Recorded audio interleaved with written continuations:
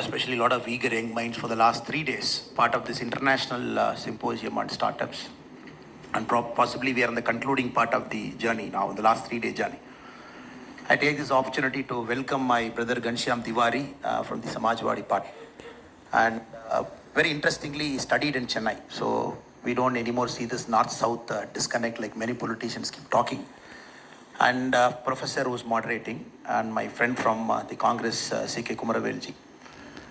I will just take about 6-7 minutes to lay a map of how India was from 1950 till about 2014, just to give a hang of what happened.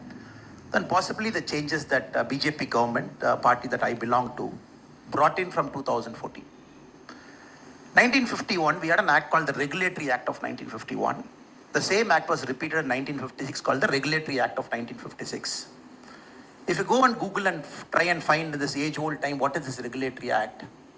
The government told you where you can start a business, where you can locate a business, how much quantity you can produce, where you can sell, what is the distribution network. The government controlled the means of production by a state policy, which we had a regulatory act at different era. Then the license Raj came in. For about 50-60 years, we all suffered the license Raj.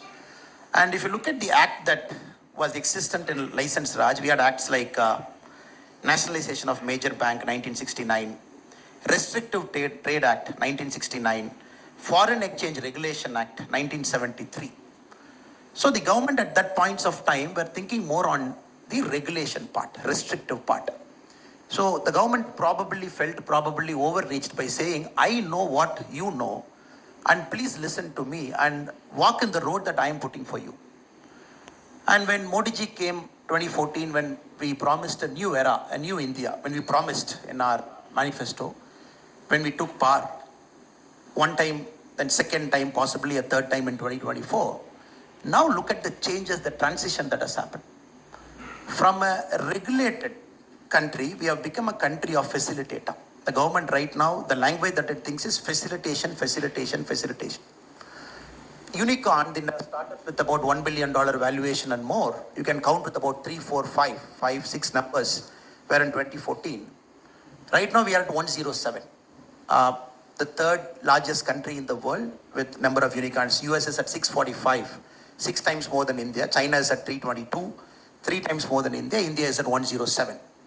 Just look at the quantum leap we have taken in the last 9 years, just because the mindset of government, from a word called regulation, it has shifted to a word called facilitation. The government wanted to facilitate what was happening. But we all know the startup is nothing but a reflection of society. We can't bring some 10 people into a room and say, look, you have studied in IIT Madras, and please go and start a company. Since you studied in IIT Madras, you might have more brain, so that your company will be successful. Of course, IIT has got a fantastic tech park. We all have seen it. Technology. These 5 things defines who you are as a person. Nobody can cocoon himself and say, I am a product of my own and nothing can touch me.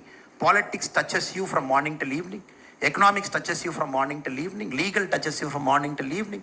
Society touches you from morning till evening. Technology touches you from morning till evening. If everything goes right, politics is not right, the startup ecosystem cannot thrive. And for it to get right, you got to fix a lot of things. You got to fix the school system. You got to fix the college system. You got to fix right up to the patent system. You got to bring this innovation into young minds right at a school level where the basics of a science is taught. Or when they went into an engineering college, you have to teach them that there's more to life than a job. So a lot of fixing has to happen. That is what I think our party, our government has tried to do the last 9 years. Not only from a facilitator mode, but also get into the mode of fixing up the whole system. As we speak now, India is entering into an era of the new education policy.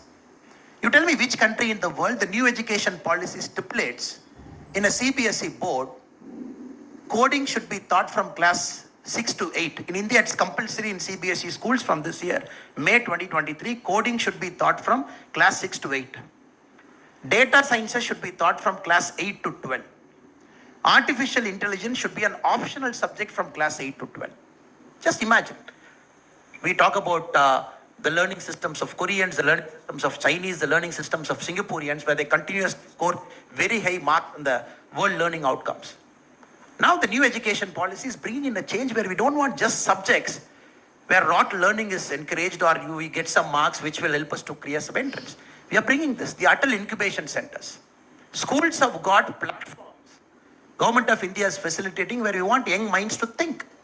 If I ask you a simple question, how many Atal incubation centers do we have? I'll give you the answer. It is 10,050. 10,050 Atal incubation centers are in India right now.